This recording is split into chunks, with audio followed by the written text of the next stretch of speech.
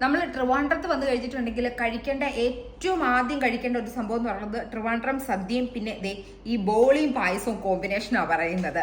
ട്രിവാൻഡ്രം സദ്യ എനിക്ക് കിട്ടിയില്ല. ഞാൻ കുറേ സ്ഥലത്ത് അന്വേഷിച്ചു, പക്ഷെ പ്രോപ്പർ ട്രിവാൻഡ്രം സദ്യ എനിക്ക് കഴിക്കാൻ പറ്റിയില്ല. ഞാൻ അന്വേഷിച്ച സ്ഥലങ്ങളിലൊന്നും ഉണ്ടായിരുന്നില്ല. അപ്പം നിങ്ങൾക്ക് ആർക്കെങ്കിലും അറിയാമെങ്കിൽ ഒന്ന് കമൻറ്റ് ഇട്ട് നോക്കൂ. അടുത്ത പ്രാവശ്യം വരുമ്പോൾ നമുക്ക് കഴിക്കാം.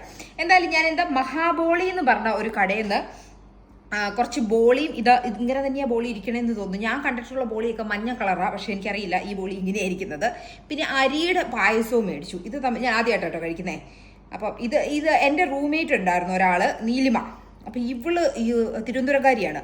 അപ്പം ഇവള് ഏറ്റവും കൂടുതൽ പറയുന്ന ഒരു സാധനം എന്ന് പറയുന്നത് ഈ ബോളിയും പായസവും ത്തിൻ്റെ ടേസ്റ്റാണ്. ഇത് പറഞ്ഞുണ്ടല്ലോ നമ്മളെ അങ്ങ് കൊതിപ്പിച്ച് നമ്മളെ അങ്ങ് വിഷമിപ്പിച്ച് കളയും. അത്രയ്ക്ക് ഇവള് പറയും ഭയങ്കര രുചിയാണ്, ഇത് കഴിക്കണം, അങ്ങനെയാണ് ഇങ്ങനെയാണെന്നൊക്കെ പറഞ്ഞുകൊണ്ട് ട്രിവാൻഡ്രത്തിൻ്റെ ബോളിയുടെയും പായസത്തിൻ്റെയും കഥ കേട്ട് ഇവിടെ വന്നപ്പോൾ തൊട്ട് ഞാൻ വിചാരിക്കണം ഇത് കഴിക്കണം. അതേ ബോളിയും പായസവും കൂടെ ഞാൻ മിക്സ് ചെയ്തിട്ടുണ്ട്.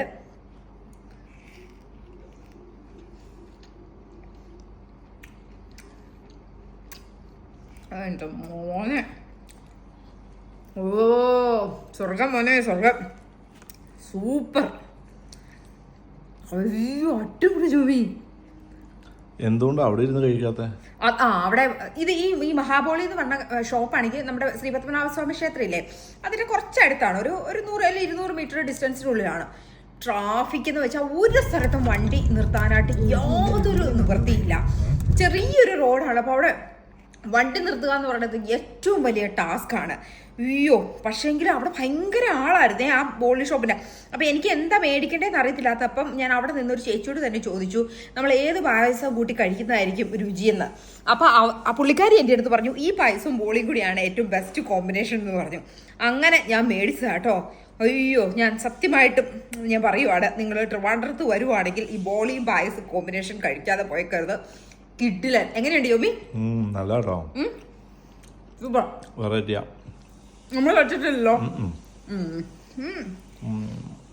ഈ ബോളി ഉണ്ടാക്കുന്ന എന്തോ കടലമാവ് അങ്ങനെ എന്തോ സംഭവം വെച്ചിട്ടുണ്ടോ, ശർക്കരയാണെന്ന് തോന്നുന്നു യോമി. നൈസായിട്ടില്ലേ? അറിയില്ല, ഞങ്ങളുടെ നാട്ടില് ബോളി എന്ന് പറയുന്നത് പഴംപൊരിക്ക കേട്ടോ. ഞങ്ങൾ തൊഴിലക്കാര് ബോളി എന്ന് പറയുന്നത് പഴംപൊരിക്ക. അപ്പൊ എന്റെ വിചാരം പഴംപൊരിയും പായസം കൂടെ എങ്ങനെ കഴിക്കുന്നതായിരുന്നു. പക്ഷെ ഇതാണ് ട്രിവാൻഡ്രത്തിന്റെ ബോളിയും പായസവും.